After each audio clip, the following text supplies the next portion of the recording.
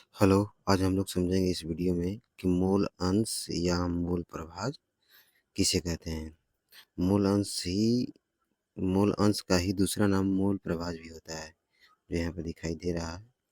मूल अंश है जो, ठीक है, जो मूल अंश है, तो इसका दूसरा नाम क्या होता है? मूल प्रभाज भी होता है। तो देखिए इसका परिभाषा क्या होता है, देखा जाए तो किसी विलयन में उपस्थित किसी घटक ए के मूलों की संख्या का विलयन में उपस्थित सभी घटकों के कुल मोलों की संख्या के अनुपात को उस घटक का मूल अंश कहते हैं या मूल प्रभाज कहते हैं।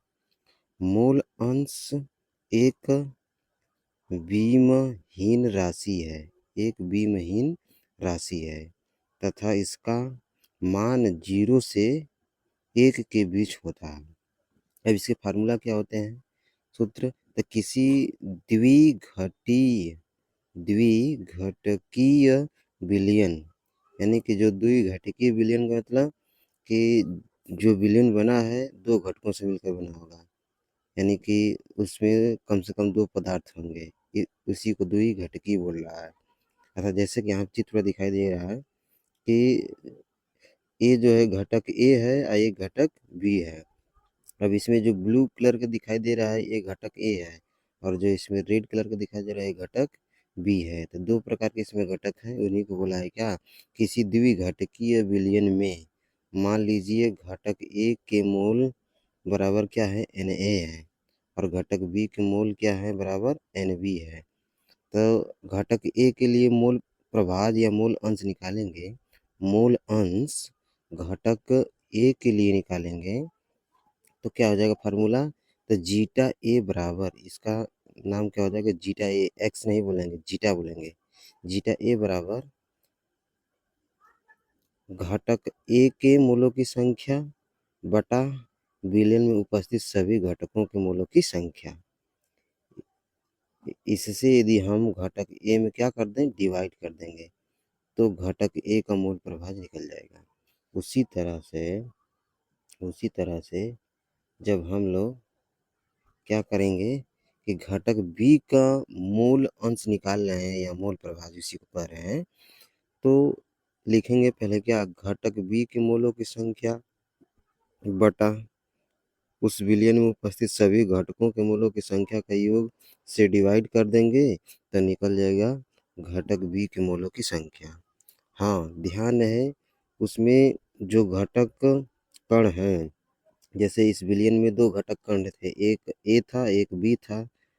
अब इन दोनों का जो मूल प्रभाज होगा, दोनों का जो अलग अलग मूल प्रभाज होगा वो 1 के बराबर होना चाहिए, यानी कि दोनों का योग करेंगे, घटक ए का भी जो मूल प्रभाज आएगा और घटक बी का जो भी मूल प्रभाज आएगा या मूल अंश उसी को कह रहे हैं, इनका दोनों का योग 1 के बराबर होना चाहिए। ये कंडीशन है इसकी।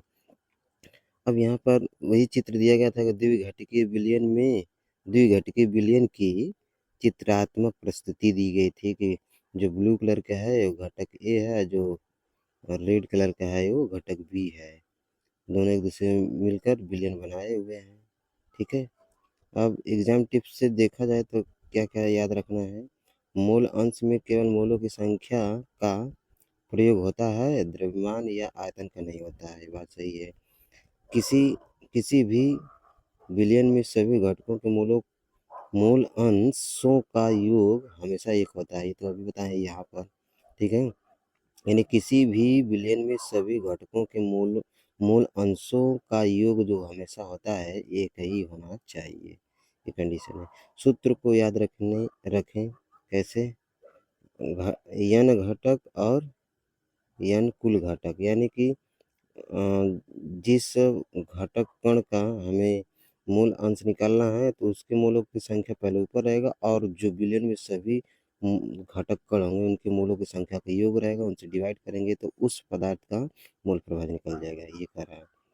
इसी तरह से उदाहरण देखा जाए, देखिए जैसे इसमें दिया गया है कि 0.2 मोल ग्लूकोज तथा 0.3 मोल सुक्रोज को जल में घोलकर एक विलयन बनाया गया है। ग्लूकोज तथा सुक्रोज के मूल अंश ज्ञात कीजिए।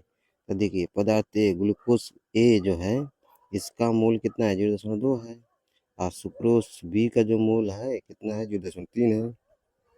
अब क्या करना है कि यदि ग्लूकोज का निकालेंगे तो उसकी मोलों की संख्या ऊपर लिखेंगे और टोटल फिर नीचे लिख देंगे सभी मोलों मोलों के अंशों का योग, यानी कि जितने भी घटक कण रहेंगे विलयन में सभी का योग हो जाएगा। जैसे कि कुल मोल कितने आए हैं यहाँ पर देखिए 0.2 और 0.3 को जोड़ेंगे तो 0.5 ही आया, तो वही तो रखा है नीचे की तरफ।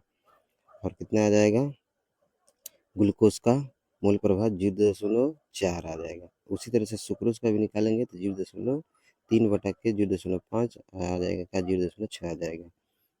जांच के लिए अगर देखा जाए तो दोनों को जब जोड़ेंगे तो एक आना चाहिए, तो देखिए हम 0.4 जीरो और 0.6 जीरो को जोड़ेंगे तो एक के बराबर ही आता है। ठीक है, दूसरा उदाहरण देखा जाए तो इसमें दिया गया है कि 5 मोल मीथेन तथा 15 मोल एथेन के मिश्रण में प्रत्येक का मोल अंश ज्ञात कीजिए।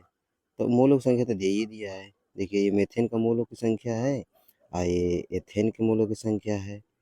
अब हम क्या करेंगे मीथेन के मोलों की संख्या का मोल प्रभाव निकालना है तो उसका मोलों की संख्या ऊपर लिखेंगे और टोटल का जोड़ देंगे, यानी कि 5 को 15 में जोड़ेंगे तो 20 हो जाएगा, ये टोटल हो जाएगा मूलक संख्या। अब भाग डिवाइड करने पर 0.25 आएगा। उसी तरह से एथेन का ज्ञात करना है तो एथेन की मूलक संख्या पहले ऊपर लिखेंगे और टोटल लिखेंगे मूलक संख्या कितना आ जाएगा 0.75 आ जाएगा। अब दोनों को जोड़ने पर कितना आना चाहिए देखिए 1 के बराबर आना चाहिए, जो कि सही है। और अन्य एग्जाम्पल भी है, जैसे करना होगा तो स्क्रीनशॉट ले लीजिएगा आप लोग और इसको करते रहिएगा। ठीक है, क्वेश्चन और ध्यान देने योग्य बातें क्या है, ध्यान रखना है क्या, मूल अंश में केवल मूलों की संख्या का उपयोग करते हैं। ठीक है, ये ध्यान देना है। अभ्यास प्रश्न है, जिसको जो प्रश्न जिसको करना हो वो स्क्रीनशॉट ले ले इसको और अच्छे से करें। अगर जो भी आंसर नहीं समझ में आया है तो कमेंट सेक्शन में बता दीजिएगा और उसे हम अगले वीडियो में सोल्व करने का कष्ट करेंगे, यानी कि सोल्व करेंगे। तब तक के लिए जय हिंद।